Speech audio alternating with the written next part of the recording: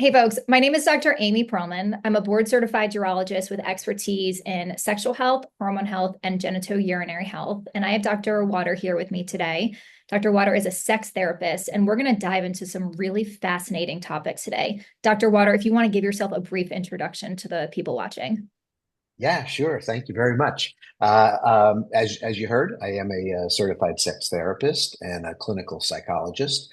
I've been practicing sex therapy for about 40 years, and I've been in private practice most of that time. I also have recently written a book on male sexuality called The Existential Importance of the Penis, which I guess we'll get to talk a little bit about later on. And I'm just very happy to be here today. So thank you. You're welcome. It's good to have you on. Now, Dr. Water, I get this question quite frequently, which is how does a woman, or how did you decide to go into urology? And even more so, how did you decide to specialize in sexual health? And you must get that question often too. So, why don't you tell Yes. people, how did you even get into this field of sex therapy to begin with? Yeah, I wish it was a great inspirational story, but it was somewhat accidental, even though absolutely fortuitous. I love the area of sex therapy. I think it's fascinating. But basically, the way it started out was I was doing my first internship in Tuscaloosa, Alabama. And this was back in the late 70s, early 80s, I guess. At that point, there was, very little known about sex therapy, and not a lot written about it. There just wasn't the training programs that are available today weren't even in existence then.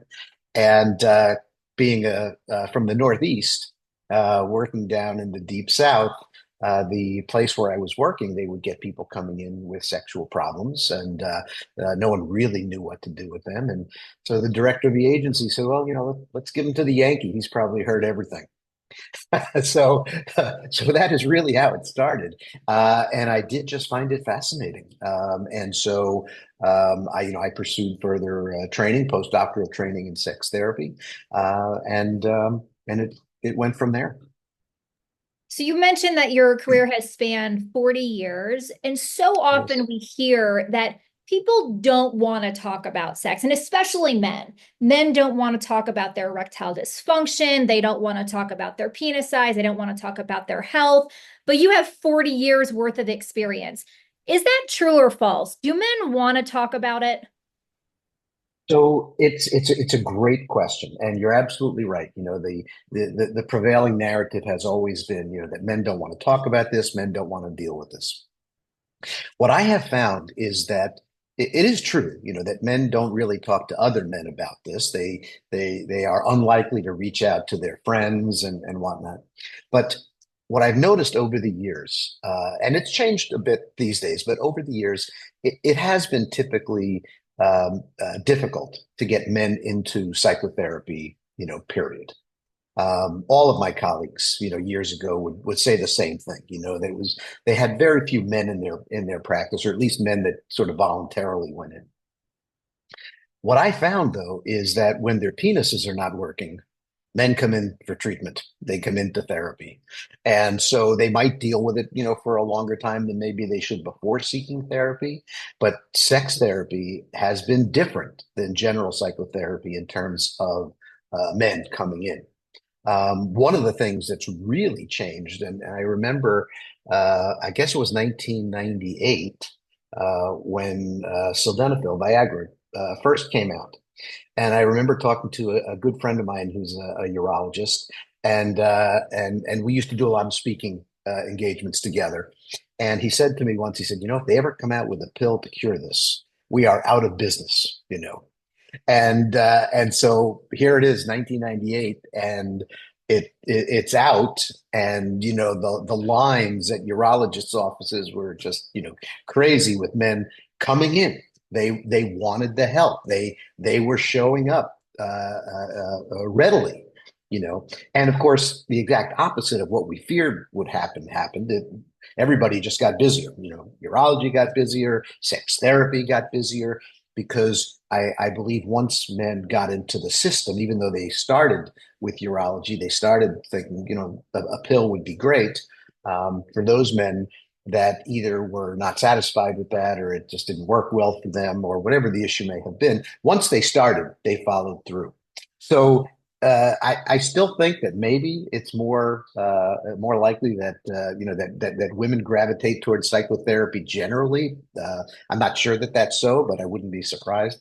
But when it comes to sex therapy, men are there if their penises are not functioning the way they want them to. And a big portion of your current practice is treating men, especially after prostate cancer treatment. What are some of Yes. the things that these men say? So it's really it's heart-wrenching sometimes to sit with these men. The prevailing narrative is that men are not emotional. You may have seen this, but there's a slide that I sometimes will use in my presentations where it separates. It says men on the top, women on the bottom, and where it says women, there are all these dials and graphs and needles, suggesting the complexity of female sexuality. And on top where it says men, it's a toggle switch, in the up position. Interestingly, the erect looking position that says on or off. The idea being that male sexuality is simple and straightforward. Men are always ready. Men are their sexuality is uncomplicated. That couldn't be further from the truth. The men that I sit with are not just there because they're disappointed that they're not having sex the way they want to. They will describe themselves as feeling broken. They will describe themselves as feeling inadequate, impotent, less of a man. It is heart-wrenching to listen to the men and see the pain that they are in. Their emotions, maybe they're not on the surface so easily, but they are there. And male sexuality is every bit as complicated as women's sexuality. It's largely driven by emotion and emotional states and all the complexities that go along with that. Gosh, that is so true. And I see that, all the time in my own clinic. We allow our patients to be as simple or as complex as really our questioning is. I mean, most of the guys who see Yes. me for, with their chief complaint, I hate that word. It's like, what are you complaining about today? It's, but with their chief concern of erectile dysfunction, I mean, that could be a very simple encounter. I could very easily put him on something like Viagra or Cialis and say, call me if you need me. But Mhm. people can be complex. Sometimes they're simple. Sometimes all they need is a Viagra or Cialis, right? Yes, But they can yes. certainly be very complex. And we try to separate the two, like men and women are so very different, but we all have this shared experience. And part of that shared experience that I want to delve into with you today is about one sense of self. For me as a woman, largely in the men's health field, I understand as being a woman outside of my, professional practice that the way that my genitals look and the way that they function and the way that my breasts look and, sensitivity and all that kind of stuff is really a direct, there's a direct association with how I feel about myself as a person and as a partner Mhm. and my sense Yes. of femininity. And you see this play out with men in terms of how their penises look and how they function Mhm. and what the size is of the penis. And that's in large part why you wrote this book on the, existential, theory regarding the penis. Can you talk a little Mhm. bit about what that means? What is this book? What is the mission of this book? What's the message? Yeah, yeah, yeah. Thank you. So, first of all, so I practice psychotherapy and sex therapy from an existential lens or an existential standpoint. And what makes something existential or an existential dilemma or an existential problem is something that represents some threat to our existence, whatever that may be. So there are, I think, significant existential issues associated with penises for men. The penis is about a lot more than just the ability to have sex. What prompted me to write this book was, as I said just a few minutes ago, I've seen men in such great distress because their penises weren't functioning, and I always thought that level of distress was just so palpable. It was just so significant that there had to be more to it, than just the sexual piece. When I would think about some of the procedures that men would be willing to undergo medically who had erectile dysfunction. I mean, when you think about it, you know, Viagra, Cialis, they're rather, benign for most men, but they do come with some side effects potentially. Some men report, the bad headaches and the sinus pressure and the blue vision and all that. But how about, things like, needles in their penises, direct injection into the penis, the vacuum devices, they're cumbersome, they're not comfortable. I remember the Muse, suppositories, the urethral suppositories, men would do so many invasive and uncomfortable and painful things to have erections. So one day I'm reading an article about returning vets from Iraq and Afghanistan who have had their genitals mutilated by war injuries, explosions, other injuries. And there was a case of a man who was at Johns Hopkins University Hospital who was actually getting a penis transplant.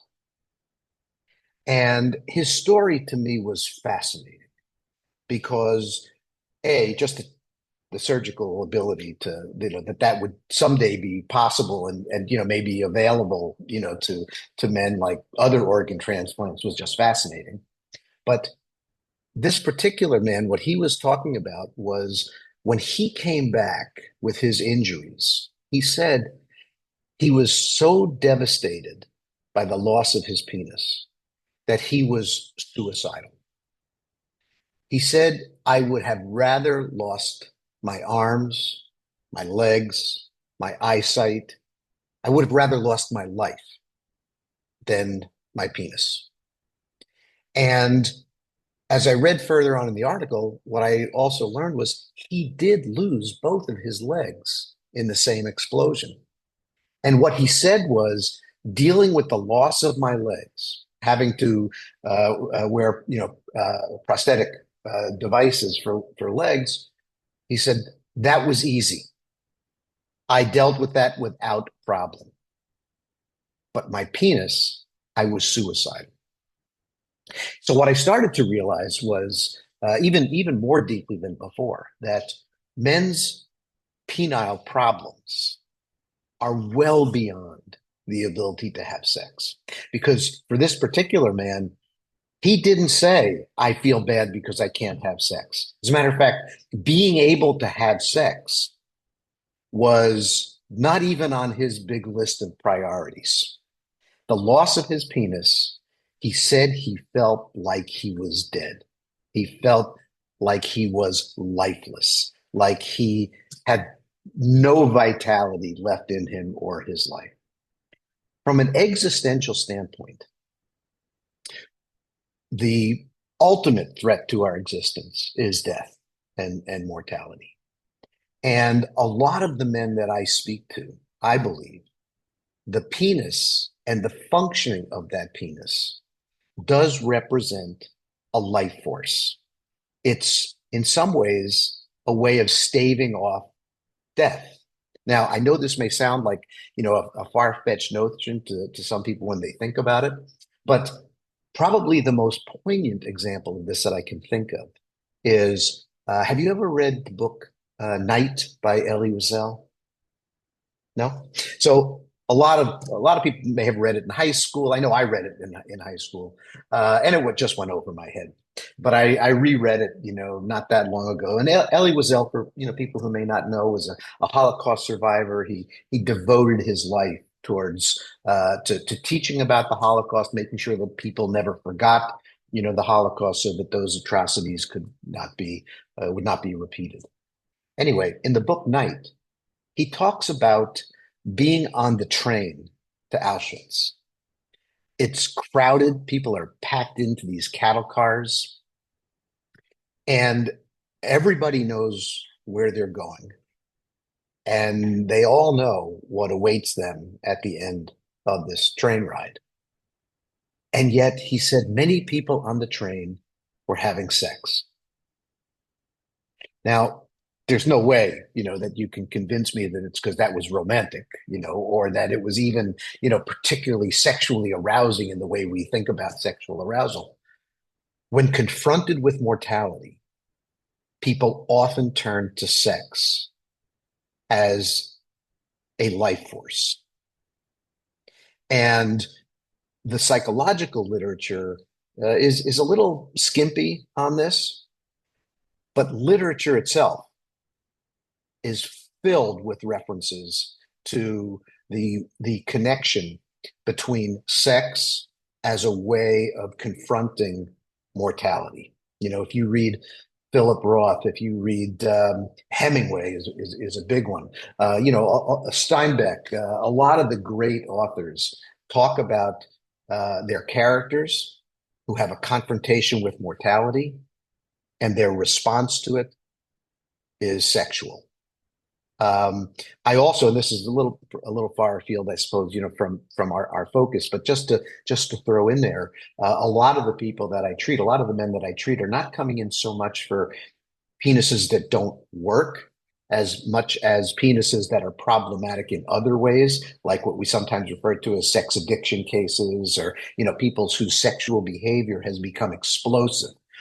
I have a collection now of well over 100 cases of men whose sexual behavior was perfectly controlled, perfectly non-problematic, and then they had a confrontation with mortality, and their sexual behavior exploded. High risk, multiple partners, doing all kinds of things in a compulsive way that they never could have before or never did before. And to me, that represents this terror that often goes along with for some people when facing mortality and death. So to go back to the veterans that I was talking about before, the one man in particular, for him, he had a confrontation with mortality. His existence was clearly threatened, and it removed his penis, which for a lot of men, that is what represents the life force. That's what represents their sense of being alive. That represents their sense of being vital. This, I believe, is a big part of why men are so concerned when their penises don't work, why they are so willing to do so many invasive procedures, why it's so much more than just the ability to have sex that drives these men to do these things. So that's why I wrote the book. I also, in the book, talk about a phenomenon where I call it the penis speaks. In some ways, men's emotions are communicated through their penis. And a lot of times when men are experiencing erectile difficulties for psychological reasons, it's because there is something in their unconscious that is telling them this is not safe. This is somehow a dangerous position for you to be in. And a lot of times what that represents is men who have good histories with sexual function, good histories with the partner that they are with, but maybe they have some trauma in their background that's not sexual, but relational, like abandonment, rejection, suffocation, those kinds of things. And as the relationship deepens, men's vulnerability to being hurt through being abandoned, being rejected, being suffocated by a relationship increases. And that's why they go from, I used to be able to have sex with this person, it was no problem. And why am I having a problem all of a sudden? And you can often trace back the beginning of the problem to sex was great and then we moved in together. Sex was great and then we got engaged, or whatever it might be. There was some relationship deepening event. So again, that threatens one's existence. That makes it existential. That if I get too deeply involved here, I could be hurt, in some way. So the whole area of men and their penises is so much more complicated than we often recognize. I mean, the penis is a life force. It represents vitality. It's also where a lot of emotion is communicated. Men's penises speak to them. They're giving them a message when they have psychogenic erectile difficulties. There's a message there. And the key for sex therapy is trying to help these men understand what that message is and then deal with whatever the alarm seems to be. So much in sexual medicine is us trying to tease out, is this a mental health problem or a physical problem? And we call, the mental health component like psychogenic ED. And we oftentimes refer to it as performance anxiety. And you touch about that terminology, performance anxiety, in your book. Because we Yes. we tell people all the time it's performance anxiety, but it goes back to that very clear patient scenario you described, which is this person might have been with his partner for years. They were having great sex. They're no longer having great sex, but he's not anxious about his performance. He was fine before. Yes. So Yes. I guess my next question is like, how do you fix that? So let's say you define for that person or you identify that maybe it Mhm. was when the couple got engaged that he started having issues. And he acknowledges, well, I guess first of all, do the Mhm. patients acknowledge that that could be the contributing factor? Absolutely. You can, most men that I see when they come in, they truly have no idea why they're having this difficulty. They because it's not really sort of a cause and effect kind of linear progression you can put a finger on, because a lot of it is unconsciously generated. Most erectile difficulties that are not physical, that are not medical, are unconsciously generated. So they come in and they say, yeah, I have performance anxiety. Performance anxiety, and I will say I am probably in the minority of sex therapists in my critique of performance anxiety. The sex therapy literature always looks at performance anxiety as the primary etiological component of erectile difficulties. But it's really never been examined. It's never been tested. It's just always been assumed that that's what it must be. You must be anxious, and that's why your penis isn't working. Well, I'm But in your camp because I really didn't like that term either. yeah, I mean, look, I certainly can see how maybe performance anxiety, excuse me, contributes to the maintenance of the problem. In other words, once there's a problem, now you become anxious about it, you become worried about it. I could see where it might be a factor, in the maintenance of the problem. But as you pointed out before, the typical male coming in for sex therapy has a very good history of successful sexual functioning. And oftentimes it's even with the person that they're with now. One case comes to mind. I wrote this, wrote about him in the book. And heavily disguised, of course. But I put this in the book where he came in to see me for he was having erection problems for about 2 years with a partner who he had been with for 4 years prior to that. And they had a very good sexual relationship. They had no difficulties. And he had many other partners, in his life and never had the difficulty before. So if you have this, significant, successful history of sexual functioning, including 4 years of good functioning with the partner that you are currently with, why would you develop performance anxiety at this point in the game? It just makes no sense to me. So this particular man, what we were able to point out is everything was fine until he got married. Now, okay, why would that be a problem? Because I certainly wouldn't want people to think that, yeah, look, as soon as you get married, you're going to have these problems. It's not like that. But this particular man's case, he had um, he had Actually, this was his third wife. His first two wives, he said, blindsided him by having affairs with other men and leaving him. Plus, as a child, his mother had some very, very significant depressions. And back in the day, we didn't have the medications that we have today to treat depression. We didn't have insurance companies, telling people they had to be out in 2 or 3 days for depression. Back in the day when you were depressed, you were hospitalized for weeks or months even. And so his mother, he recalls, was often hospitalized for her depression, but he was a young child. He didn't know. He just knew she disappeared for long periods of time. Nobody told him anything because he was so young. And he says, I can remember sitting at my front window, looking outside, hoping that I would get a look at my mother. So here's a man whose mother has all these disappearances, which were traumatic for him. He has two wives who leave him that he doesn't see coming. Whether he should have or not, that's another question, but he didn't. And now here he is with someone. He's very happy. Sex is great. And he marries her. And there's a part of him, his unconscious part, which is, I believe, designed to be self-protective. It's trying to protect him. It's saying, are you kidding?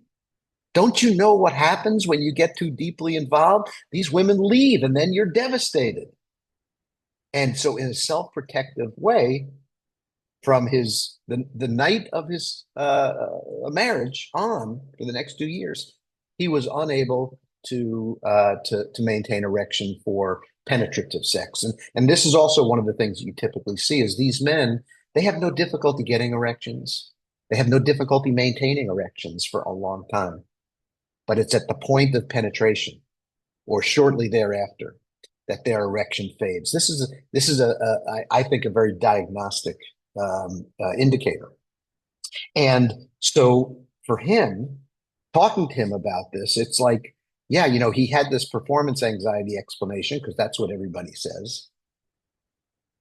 But when I talked to him about his history and talked about how maybe his history was impacting his sexual functioning now and how maybe there was a part of him that was trying to send him a message or that was trying to alert him, you could see like the light bulb go on.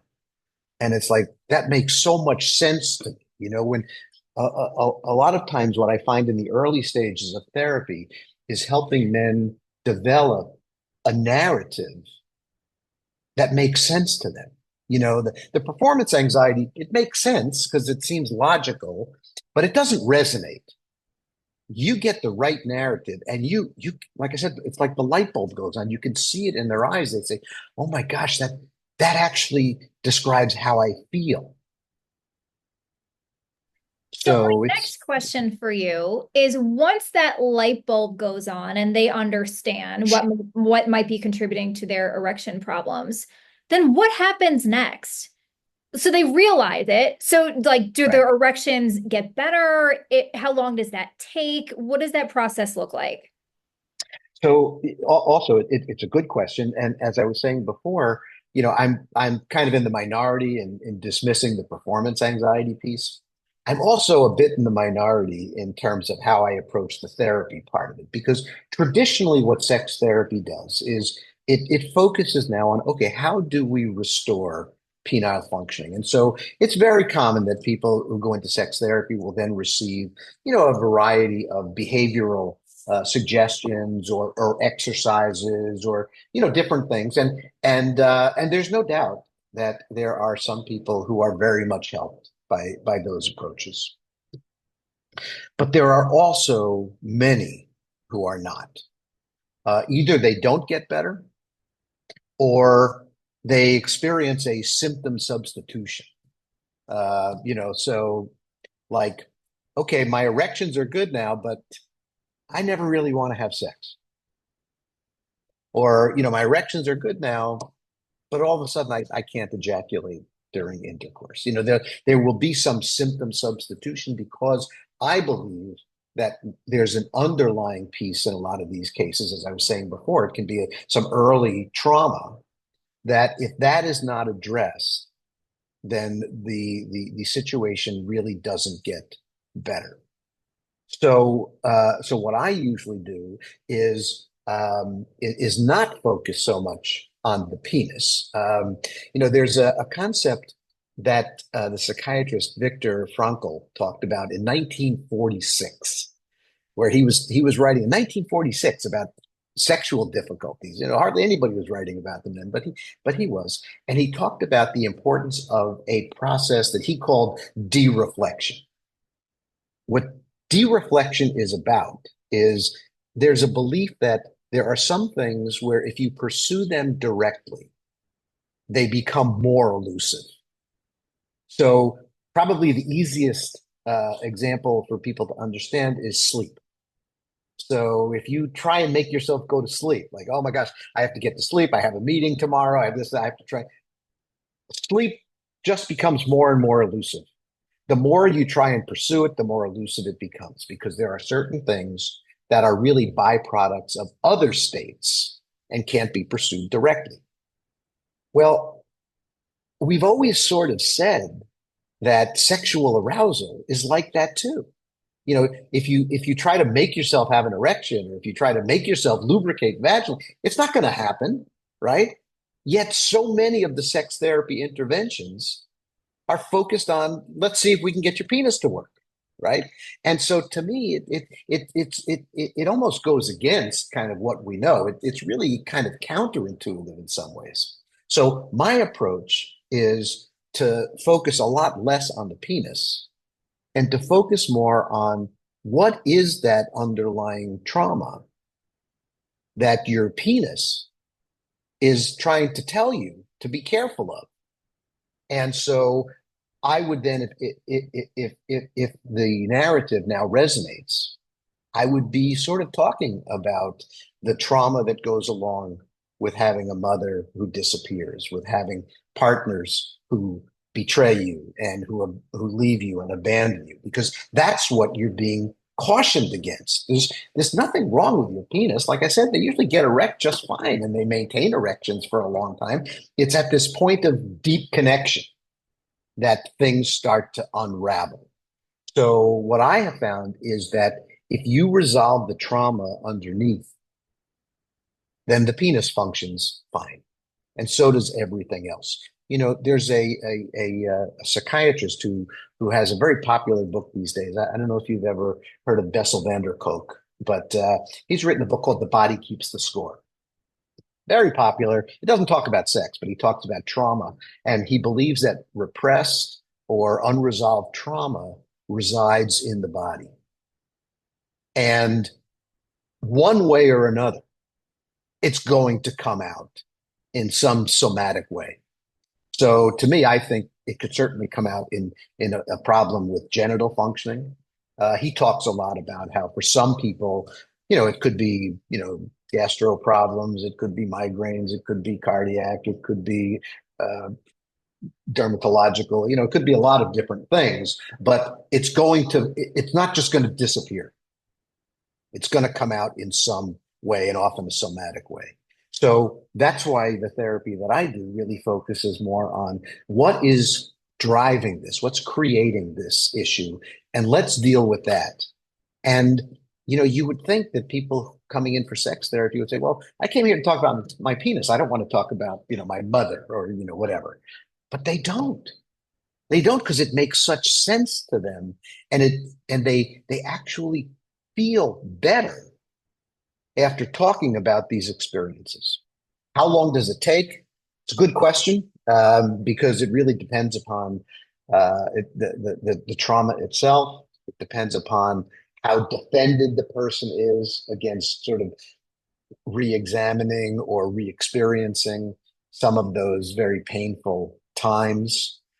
So it's not a quick process. I mean, certainly I've had some cases that seem to resolve like in a matter of weeks.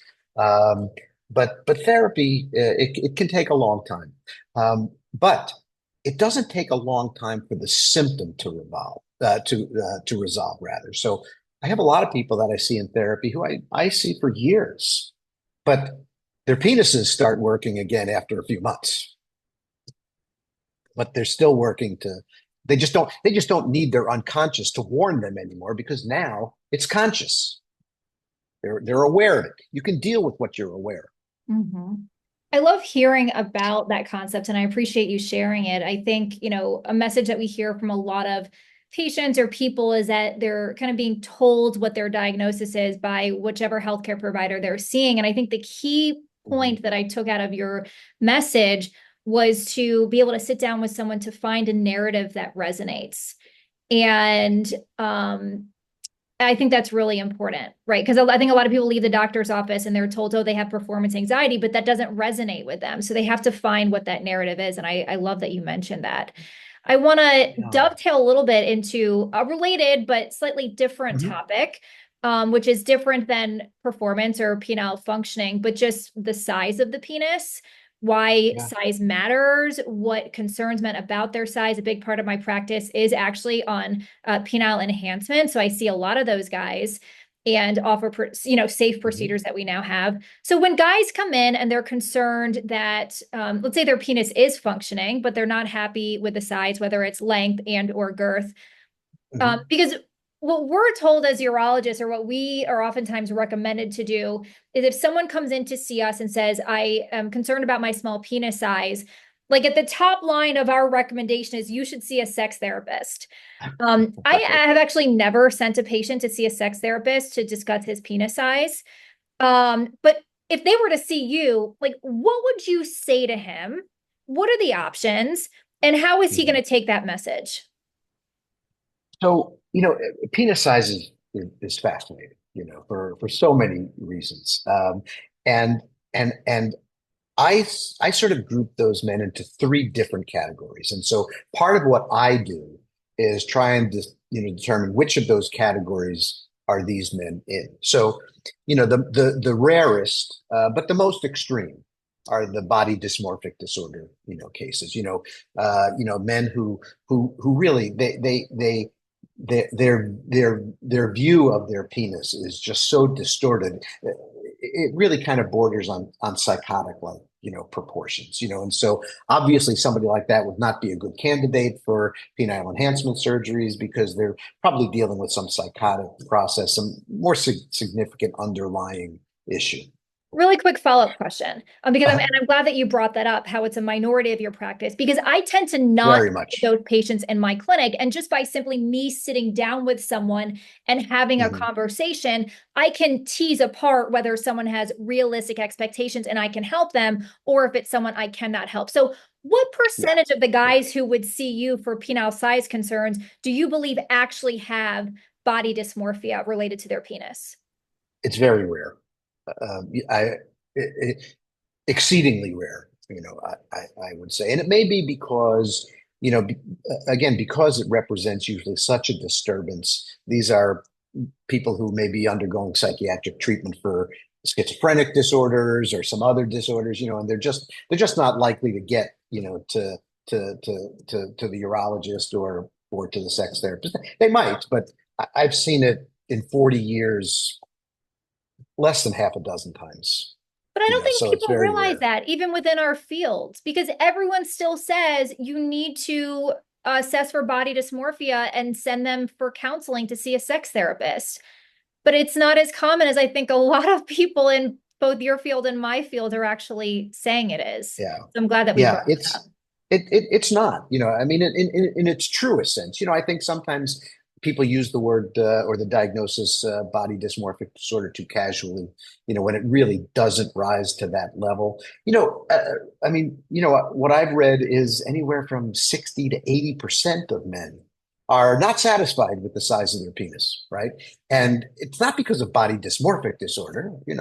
They're dissatisfied, even though they're told that it's within normal range. They don't doubt that. They see the data. They see other men.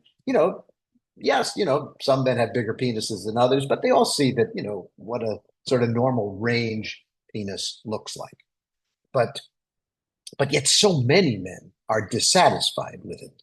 So that sort of then leads to the other two groups, right? There are those men who, for purely cosmetic reasons, just don't like the way their penis looks or the size of it. And to me, I don't see this as all that different from women who want breast augmentations or people who want whiter teeth or straighter teeth or, I mean, any other cosmetic. I mean, people try to do things to change their appearance to be more of what they like it to be all the time.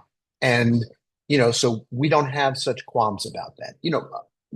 Back in the day, I think a lot of the penile enhancement procedures were not very effective. They weren't that good. I think a lot of charlatans were probably practicing that, but that's not the case anymore. As you said, you see this in your practice all the time. There's much better technique. There's much better training. The skill level is so. To me, it's not much different than if you wanted to change your nose or get a facelift or whatever somebody might want to do.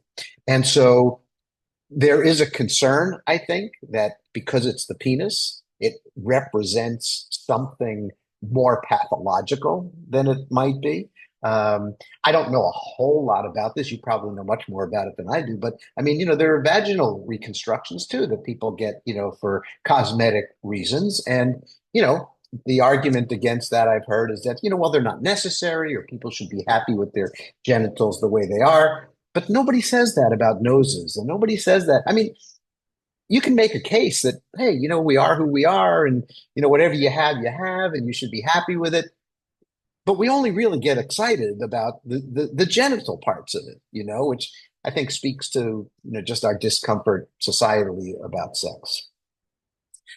So that's one group. The other group, it's a cosmetic thing for them. And hey, you know what? If that's what you choose to do, your body, procedures are safe. Go to somebody qualified, you know. But then there is this other group, and this is the group that I am most likely to work with if they are going to actually enter into some type of counseling or psychotherapy.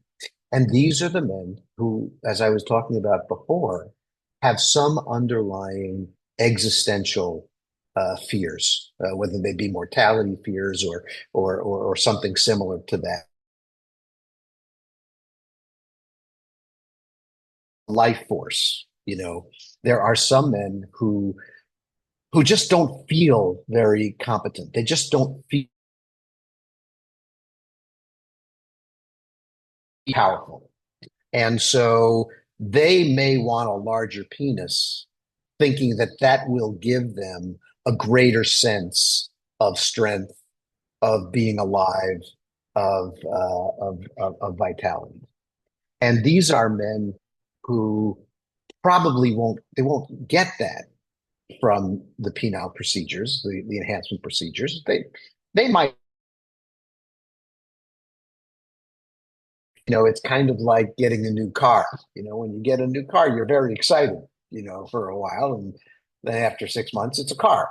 So it won't really address their issue. For them, their issue is probably more existential and broader in that these are often men who are unsatisfied with the lives that they are living. These are men who either don't see the meaning or the purpose in their lives. They don't have the connections that they want. One of the things that we see, especially in older men, is as their penises kind of naturally just don't work the way that they did when they were younger. Those men who have lived well tend to deal with those age-related changes that signify a loss of vitality and a movement towards the end of the life cycle. Men who have lived well accept those changes much better than men who have lived with a lot of regrets, have not lived the lives that they had hoped to live. And as they approach sort of those ending markers, they panic about them a lot more. And those are really the men that I work with in therapy who are concerned about size. They're concerned about their lives, not just penis size, but because the penis is the conduit of the emotion and the vitality and the life force, that's what gets focused on. Mhm. I saw a gentleman last week. He's 77 years old and he's a fascinating guy. I think for most of the visit, we just spoke about him growing up in New York and just his life experiences and running a company. And he was coming in for girth enhancement. And he's lived it. He literally said to me, and it's so rare that I hear this just from patients, but just people in general, is he says, like, Mhm, life is really good. I have a really mhm. good life, but I'm not ready to throw in the towel yet. And Yeah. so I think really where like your field and my field intersect is that for someone to have their best sex life, and I would put like sex like in parentheses because it's really their best life, right? Mhm, They mhm. really, it's not necessarily going to be just seeing one specialist. I think one of my biggest challenges when people come in to see me is they have a problem and they want a solution. And I would love if all of my patients saw a sex therapist because my part in terms of increasing the size of the penis or the function of the penis is actually pretty simple. I would say I had a gentleman the other day ask me, Mhm. Dr. Pearlman, do you think that you can help me? And I said 100%, but that's not really the relevant question. I can help everyone who comes into my office. The relevant question is, how do you want to be helped? And this is a guy that would be, someone probably pretty standard Mhm. in your office who can get great erections, but he had surgery a few weeks ago. He was told he couldn't have sex for 6 weeks after his surgery. And now he has Mhm. issues. And he's been with the same partner for the last 20 years, Interesting. never had issues before. And now he's going kind of down that rabbit hole where he doesn't really want to have sex. He can't perform. But also, I think he's a little bit he needs some excitement in his life, is what I've Yes. heard from him too. He won't necessarily tell me that, but I think he's a little bit caught in the monotony of heterosexual monogamy. And so Mhm, even though he's mhm. coming to see me for a procedural solution, I'm trying to figure out how do I get this guy to get more creative in bed with his partner. Yeah. That's the more Yeah. challenging piece.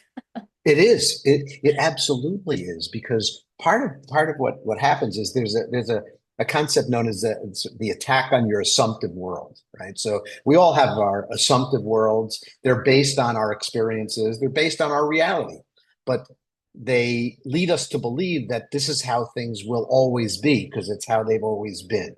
And again, people who are living good lives, they deal with these changes in their assumptive world and they manage them.